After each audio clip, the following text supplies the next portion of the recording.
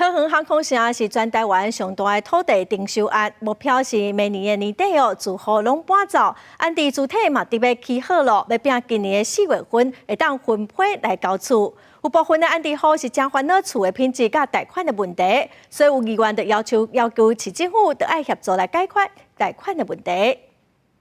全新多起好大楼离高铁青埔站无到1公里，才是航空城 A18安置主体，咧进行工程验收，陆续申请使用指标审查，要拼今年4月分配办理民众验厝、申款登记加转移过户。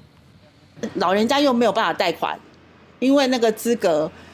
他没有固定每个月的收入，那95%大部分应该是都要去借钱来付吧。贷款的问题。然后让我们到现场去看房子，让我们这些安住户才能安心嘛。主体厝大班区1845户安置主体，特别过年啊，毋过安置户这个年过甲无轻松，有那烦恼厝的品质，也烦恼贷款的问题。议员也呼吁主体周边的道路5大公线爱持续完成，才可互民众带入去。工程目前正在进行收尾的阶段。验屋以及消防勘验的动作，